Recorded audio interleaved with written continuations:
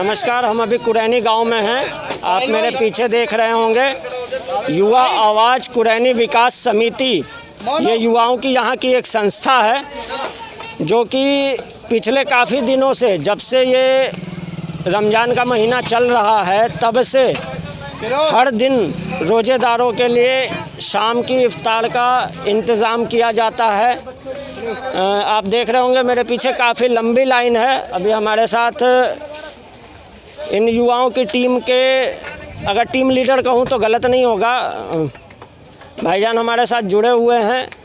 आज इनसे पूछेंगे कि क्या क्या सारा इंतज़ाम रहा इतने दिनों का, किस तरह से इन्होंने जो है पूरे लॉकडाउन को और सोशल डिस्टेंस को मेंटेन कराते हुए हर शाम यहाँ पर इफ्तार का इंतज़ाम किया है। भाईजान सबसे पहले बताइए, ये शुरू कब हुआ और कितने लोगों के लिए ये इंतज़ामात रोज़ाना किए गए, क्या क्या आप लोगों को ध्यान रखना पड़ा, सोशल डिस्टेंसिंग आपने किस तरह से मेंटेन कराया? ये सबसे पहले तो मैं आपका धन्यवाद करता हूँ जो आप यहाँ पे कि इतना कीमती समय निकाल के हमारे पास आए। दूसरा, अगर मैं मानूँ तो सबसे पहले टीम वर्क जिसे बोलते हैं, मेरी टीम ने बहुत अच्छा काम किया है। अगर मैं हूँ तो मैं अपनी टीम की वजह से हूँ, जिसमें साहिल भाई हैं, मोनू भाई हैं, नूर भाई हैं, काफ़ी हमारी टीम में हैं मेंबर जिनका मैं नाम नहीं ले पाऊँगा। अगर मैं डिस्टेंस की बात करूं तो हम लोग चाहते हैं कि भाई ये लोग ठीक रहें।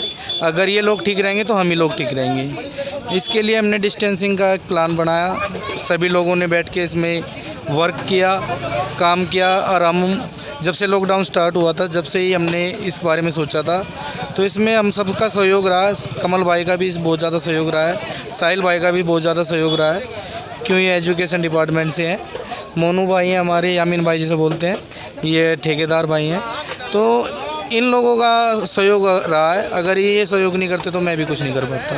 अच्छा अकरम जी, कितने लोगों के लिए यहाँ इंतज़ामात रोज़ाना शाम को हुआ करता था? 2000 के आसपास होता था। 2000 रोज़ेदारों के लिए रोज़ाना? नहीं, टोटल सभी हैं, इसमें हिंदू भी थे और मुसलमान भी थे। अच्छा, मतलब लॉकडाउन के दौरान जो एक सामाजिक संस्थाओं द्वारा जो पहल की गई थी कि जो ज़रूरतमंद हैं, जिनके काम धंधे रुक गए हैं, उनको अगर खाने पीने की परेशानी ना आए, तो उसके मद्देनज़र ये आप लोगों ने कवायद शुरू की थी? यस, इसी को मद्देनज़र देखते हुए कि उन्हें अच्छी क्वालिटी नहीं मिल रही थी, खाना नहीं मिलता था तो इसीलिए हम लोगों ने ये शुरुआत करी थी, जिसमें मेरे पूरी टीम का सहयोग रहा था इसमें। अच्छा, ये कितने दिनों से चल रहा था या किस तारीख से, अगर आपको ध्यान हो? ये कम से कम 1.5 महीने के आसपास चला। 1.5 महीने हो गए। 23 मार्च से लॉकडाउन हुआ था। 23 मार्च से तो सरकार ने घोषित किया था, लेकिन उसके बाद जो कच्चा राशन और जो पक्के राशन जो स्कूलों में मिलता था, उससे हमारे यहाँ पर 5000 लेबर के आसपास कुरैनी में मौजूद है, लेकिन उनकी पूर्ति नहीं हो पाती थी। इस वजह से हमारे कमल भाई साहब ने सोसाइटी के अंदर तकरीबन 5 अप्रैल से डेली शाम को 1500 के आसपास का आदमियों का भंडारा चालू किया। फिर उसको धीरे धीरे करके हमने पूर्ति को देखते हुए 2000 आदमी के आसपास बढ़ाया। अच्छा, हमने सोशल मीडिया पे देखा है कि आप लोगों की टीम के द्वारा कच्चे राशन के पैकेट्स वगैरह भी बांटे गए थे। हाँ, वो भी बांटे थे। वो हमने स्टार्टिंग में जैसे किसी को 1 हफ्ते के लिए, किसी को 10 दिन के लिए दिए।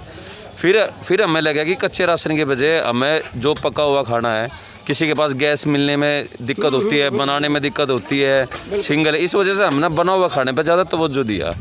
खासकर अब रमज़ान स्टार्ट होने के बाद हमने सोचा खाना उधर भी मिल रहा है, स्कूल में भी मिल रहा है। उसके बाद हमें लगा कि कुछ इफ्तारी का सामान, शहरी का सामान भी रोज़ेदारों को मिलना चाहिए।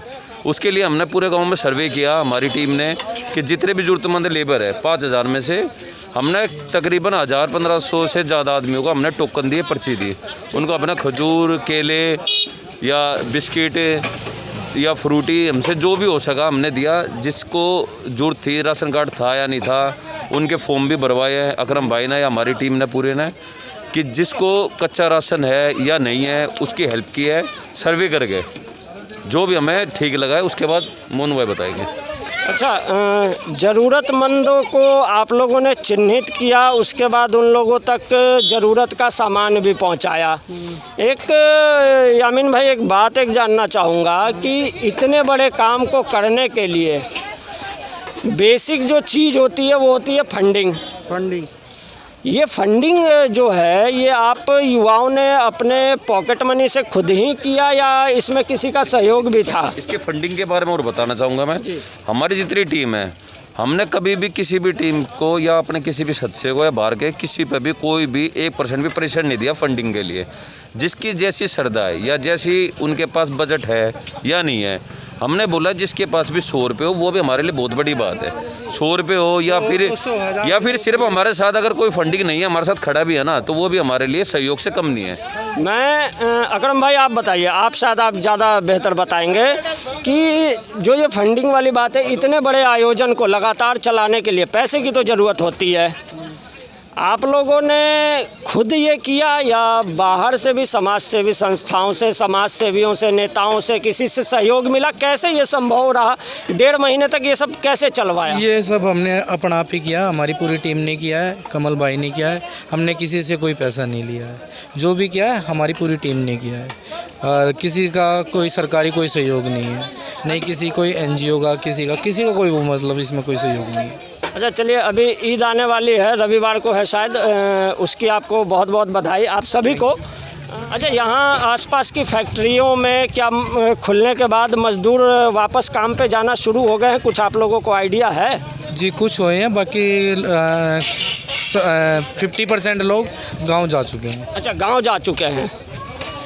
तो आपने जैसा देखा, हमने अकरम भाई से भी बात की, बाकी सदस्यों से भी जो इस टीम के सदस्य हैं, 1.5 महीने तक लगातार एक तरफ जहां बगैर हिंदू मुसलमान देखे जो आजकल चैनलों पे चल रहा है, सभी के लिए जो भी ज़रूरतमंद है, रोज़ाना 2000 लोगों के लिए इस टीम ने रोज़ाना का खाने का इंतज़ाम करवाया।